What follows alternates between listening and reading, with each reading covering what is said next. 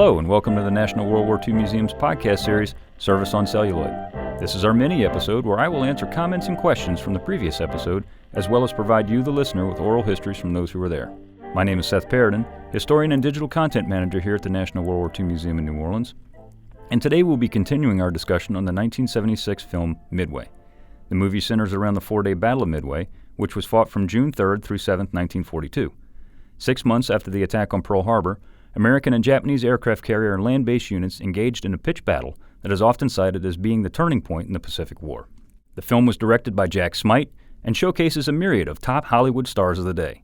The film was a success in terms of popularity when it was released, earning over $43 million. I don't remember any profound feeling that of mercy or anything, because as far as I was concerned, they got exactly what they deserved. I didn't want to have any sympathy for them, and I felt real good about that I was involved in that. It was not a total payback for Pearl Harbor, but it was a partial payback. That was the voice of Midway veteran Don Hoff reflecting on his feelings after the Battle of Midway some 64 years after he played a pivotal role. You'll hear more from Don later in the podcast. If you listen to the main episode on Midway, you heard us discuss that the movie has many historical inaccuracies. Some of them are small, but some, or rather the majority of them, are egregious and just flat out wrong, thus giving the viewer a false impression of the history of the battle. One of the areas in which this movie is very weak is in its depiction of the real dramatic tipping point in the actual Battle of Midway.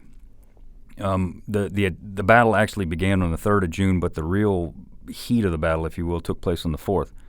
And it started with the Japanese attacking Midway Island almost at the same time that the Americans launched their first attack from the island. The movie doesn't even talk about that at all. Doesn't show anything coming off of the island of Midway with the exception of American fighter planes that get shot up by the incoming Japanese.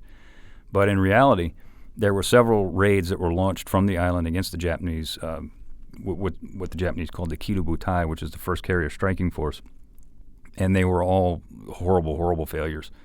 The Americans didn't even score one hit on any of the enemy ships, and in turn suffered massive casualties. In for instance, one squadron, Torpedo Squadron 8, detached is what it was called, sent out 6 aircraft and only one returned, and in that one aircraft there was two wounded men, and one KIA. And that was not uncommon for really any squadron that launched from the island to attack the Japanese strike force. And the movie doesn't even discuss that at all.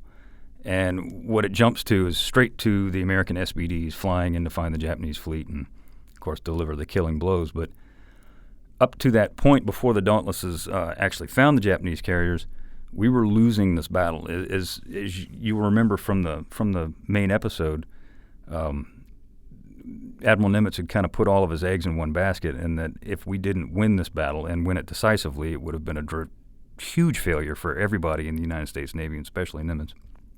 And it would have forced the United States not necessarily to sue for peace by any means, but it certainly would have hurt our chances of getting the war over faster than we wanted to. And at this point in the battle, as I said, we were losing. There was no ifs, ands, or buts about it. The Japanese had found the carrier Yorktown. They knew where it was. They were preparing a strike against the carrier Yorktown. And we had spotted the Japanese aircraft carriers, but we hadn't hit them yet at all. And at 8 o'clock in the morning, when our airplanes were aloft heading towards the Japanese, the battle was lost at that point, really. The main striking force of that early morning strike from the American aircraft carriers launched from the deck, of the aircraft carrier Enterprise, CV-6. In the movie, they show it to be the Yorktown, and they show most of the striking force coming from Yorktown, but that's not the case. Each aircraft carrier launched a torpedo squadron, a bombing squadron, and a fighter squadron. Enterprise actually launched a torpedo, 2 bombing squadrons, and a torpedo squadron. And the strike force was under the command of a gentleman who was, at the time he was Commander Wade McCluskey. Clarence Wade McCluskey Jr. actually was his name. And in my opinion, he was the hero of the battle. Before he took off, Admiral Raymond Spruance, who was in command on the Enterprise, told McCluskey straight up that he held the striking power of the American fleet in his hands, that McCluskey was the one that was going to have to bring the force to the Japanese. It was a well-known fact that when the American torpedo planes went out, that they were going to be slaughtered. Everybody knew it. The torpedo pilots and the gunners, they knew it. Spruance knew it. But it was just one of those things that had to be done, unfortunately. They had to go out there and at least get a chance to try and score a hit, and of course they didn't. The famous story of of Hornet Torpedo Squadron 8 getting shot down, all save one man, George Gay. That was not the only torpedo squadron to attack from the American aircraft carriers. VT-3 from Yorktown and VT-6 from Enterprise attacked, and they also suffered tremendous casualties. But Enterprise and McCluskey specifically held the real striking power for the battle. Wade McCluskey held the striking power of the American fleet in his hands, and he knew that. He was told by Spruance that if you don't find the Japanese aircraft carriers and strike them and sink them, or at least at the very least hurt them very badly, this battle is going to go very bad very quick. It was already going bad, but it's going to get worse. McCluskey was also under the orders that if he could not find the enemy fleet, to turn around and bring his people back, because Enterprise had launched all of her SPDs, save 3 or 4. But McCluskey was aloft with 32 SPD Dauntless dive bombers. It was everything that Enterprise had. It was the majority of the striking force of the American fleet at that time. And when Wade McCluskey got to the supposed point of interception with the Japanese fleet, he looked down and saw nothing but empty Pacific Ocean. And he had to make that decision, a split-second decision. Do I continue to search for the Japanese that I know are out there, or do I turn around and bring my people home? Because the odds were not in his favor of finding the Japanese, and at this point the odds were not in his favor of bringing all of his people back home. They were running low on fuel, and they were way out. They'd been flying for several hours, so they had a long way to get back to the carrier. And this tremendous weight of command is laying on this man's shoulders. He was in his early 40s. I forget exactly how old he was. He was about 41 or 42 at the time of Midway. And he's holding the striking power of the American Navy on his shoulders. And his decision, whatever decision, the decision that he makes, good or bad, is on him and him alone. They fly for about 15 more minutes, and McCluskey looks down, and he happens to see a Japanese destroyer, which is later identified as the Arashi. And he deduces that Japanese destroyer, which is racing at flank speed, is heading to one place and one place only, and that is the Japanese fleet. One of the men who was flying in that formation was a gentleman that you heard briefly at the beginning of this podcast, a guy by the name of Don Hoff. Don was a very, very good friend of mine, and he was a radioman gunner in Scouting Squadron 6, which was the first American dive bombing squadron following behind Wade McCluskey. Bombing 6, which is the only bombing squadron shown in the movie, was following behind Scouting 6. And this was Don's baptism of fire. He'd been aboard the Enterprise since 1941, and he was aboard Enterprise aloft during the time or right after the attack on Pearl Harbor. He was one of the lucky ones who was not attacked when Scouting 6 flew into Pearl Harbor, but he was there. And this was his baptism of fire. And we're going to hear from Don, and he's going to describe to us what that flight out was all about, what it was like for him, what he saw, and what he experienced. In the morning of the June the 4th, of course, naturally, we were up real early. I don't know what time. 4:30, 4 o'clock, something maybe. It's a kind of a jovial group. But not on the morning of the June the 4th. It was very quiet, and everybody, and even at the chow line, when we got an early chow, everything was quiet. Nobody was chit-chatting or laughing or making any derogatory remarks about each other as you would ordinarily expect it to be. No, then you start manning your plane, then you know that you are going up there and you are going to have a problem, and you know you're going to have a problem. That's why you're there. So it's that gets the old adrenaline pumping away, and the old heart begins to pound pretty fast. We flew for a long time. The exact number of hours I don't remember now, but I know that when we arrived at the point that we were supposed to be, that there wasn't anything there. And it was a clear day. There was enough broken clouds that you could see about 50, 60 miles. we could see that there was no sense in going any further because obviously they were not there. I saw McCluskey point down, and I looked over the edge there to, oh, okay, there was a destroyer down there, but I didn't look very long. I mean, I just took one look. Okay, so there's that's probably a Jap ship, and one ship all by himself. I wasn't concerned. I was sitting back there watching the sky and watching very carefully. After McCluskey saw that destroyer, I think they called it the Arashi, or at least that they decided that it was later on that it was the Arashi, and due to his speed that he was traveling and the angle that he was going, the course, that he was probably trying to catch up with the main fleet, which made a lot of sense. And so that's when McCluskey made the turn to the right, and that we flew about 15, 20 minutes or so after that, and that's when we found him. Now, the thing that really it was baffling. When we finally started making our final run, we made a fast run in just before we peeled off to make the dive. There were no Japanese fighter planes up there to intercept us. And, it's unbelievable that you'd have carriers out there and no combat air patrol. What we couldn't see was the fact that the torpedo planes had been down there making torpedo runs on the Japanese fleet. And the Japanese fighter pilots, the combat air patrol, had come down from 25 or 30,000 feet, had come down to sea level in order to shoot down all those torpedo planes. They were having a field day.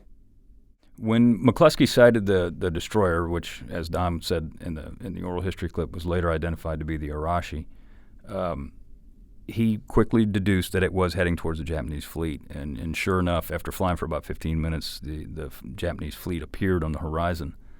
And as McCluskey's pulling up to the fleet, and they're at about, if I remember correctly, about 25,000 feet. They're way up. The guys are on oxygen. It's very cold.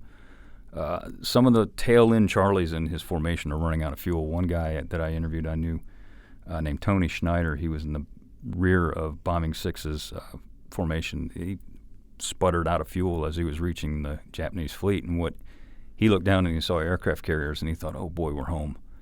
And then he saw the big red suns on the up forward on the Japanese flight decks, and he immediately turned around and he put his fuelless SBD in the water and prayed for salvation that the Japanese wouldn't come anywhere near him, and obviously they did not. He was picked up by PBY a couple of days later, he and his gunner. In the movie, they show a lot of chit-chat in the air.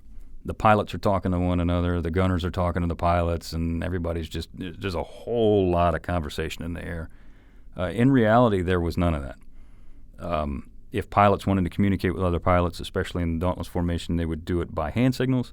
They would hand signal Morse code, dots and dashes with their hands, and the gunners would do the same thing. They were under strict radio silence. They didn't want to let the Japanese know that they were coming. And aboard the Enterprise, again, I already talked about the weight of command. Well, Admiral Spruance had a bit of a weight of command on his shoulders as well. He was sending, as I said, all the eggs that he had out to go attack the Japanese, and he had heard nothing from McCluskey or any of his people. He had no clue if they had found the enemy. He had no clue if they were successful, if they were all shot down. He had no idea. The only thing he did know is that they were overdue.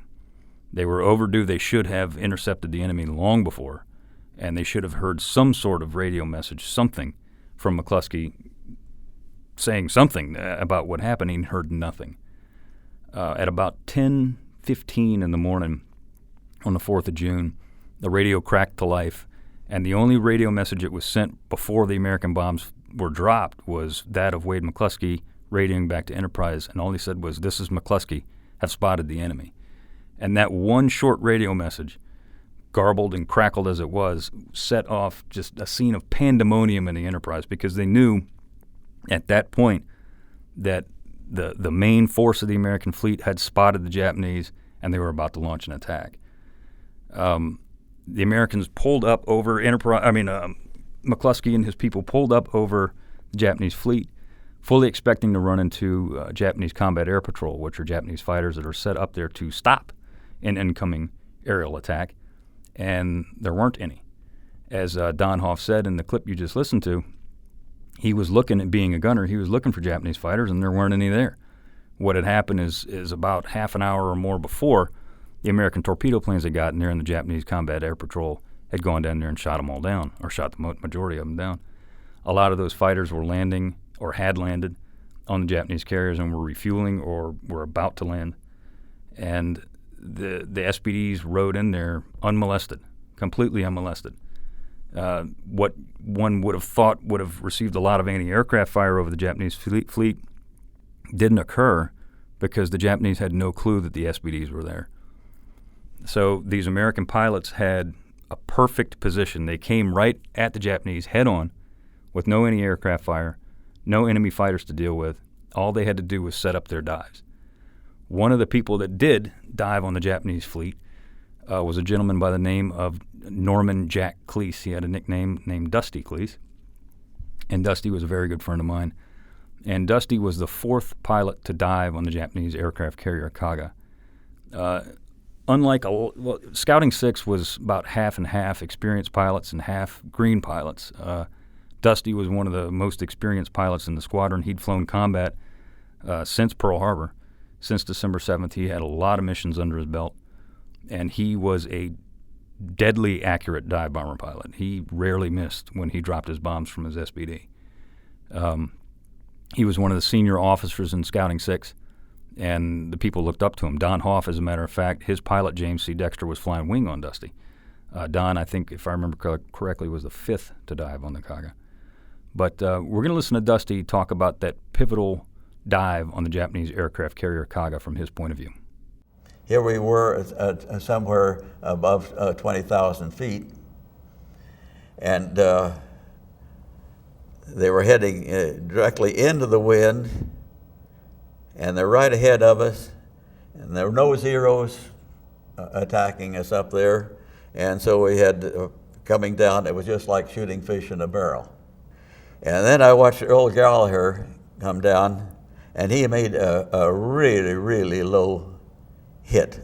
And his 500-pound bomb landed just squarely on top of it, balloon. And then his two incendiaries landed on either side of it, and then they were coming up in the flames. And immediately, the whole stern of the ship was a ball of fire about 50 feet high. When I dropped on the thing, I used the red circle on the bow of the thing as my target. And when I looked back, we were not supposed to look back because that would give us a good chance to be hit by anti-aircraft, but all of us always did it. But I just barely made that pull out to make sure that it would hit. And I saw the bomb land exactly, right at the edge of that big red circle. When I came at a safe distance away and had a chance to fly up to 1,000 feet high, I looked back and to see what was happening. It was like three haystacks on a fire. It was not only the Kaga, also the Kagi, which had been hit by Dick Best. Then I saw another one just a little bit further back, not quite as big, but this was the Soryu, which was on fire. So in less than, of course, a lot of people say 5 minutes, but according to my records, it was 4 minutes that all these big ships were on fire and just totally gone into flames. Well, as you just heard, Dusty Kleiss says that the strike on the carriers in the morning lasted about 4 minutes, and that's accurate to what the United States Navy says as well. And what you got to think about is prior to those 4 minutes, the Americans were losing that Battle of Midway. And for all intents and purposes, we were losing the Pacific War. And in 4 minutes, aircraft from Enterprise and Yorktown, Scouting 6, Bombing 6, and Bombing 3 from Yorktown, literally turned the tide of war in 4 minutes. 3 Japanese aircraft carriers were afire. There was only one aircraft carrier that hadn't been touched, which was the Hiryu, which would be touched later in the afternoon and burned and sunk as well. Unfortunately, Hiryu was able, before that occurred, Hiryu was able to launch 2 strikes against the carrier Yorktown and disable her. She was sunk on the 7th on the 6th by a Japanese submarine. She finally rolled over and sunk on the 7th. She was struck on the 6th. And again, for all intents and purposes, the war's course was changed in a matter of 4 minutes by those guys who flew those SBDs over the Japanese fleet. And I've talked a lot about Enterprise, and I certainly don't want to knock Yorktown's contribution to this battle. Obviously, she played a very, very important role. Without her, in the morning there would have only been 2 Japanese carriers afire instead of 3. But the major amount of striking force during that battle flew from the decks of the Enterprise, and that's one thing that the movie gets just horribly wrong. And it's something that needs to be corrected. And most people today know that, but I don't know if you do, those who are listening to this podcast, so we wanted to make sure that you did. Another thing that the movie talks about is that immediately after the 4th carrier, the Hiryu, was sunk, the Japanese withdrew from the scene. That's not true as well. Quite the opposite, actually. The Japanese stayed around, and some of their surface forces attempted to find the American carriers and hunt them down. Obviously, that did not occur. And the final blow was really the Japanese losing the cruiser Maikuma to SBDs on the 6th, and the Yorktown, as I said, rolling over and sinking on the 7th. But there's no doubt that the United States Navy recognizes the Battle of Midway as the seminal naval victory in its history, not just World War II, but in the United States Navy's history. And that's very, very true. Without the actions of those guys, not just the guys flying from the carriers, but from the island as well, the war could have taken a different turn for sure. Would we have lost? Probably not. But it certainly wouldn't have ended in 1945, that's for darn sure. So that being said, I want to thank everybody for listening. Tune in next week when we discuss the 2014 film Fury, starring Brad Pitt. If you'd like to listen to the complete oral histories you heard today, please visit our digital collections at ww2online.org.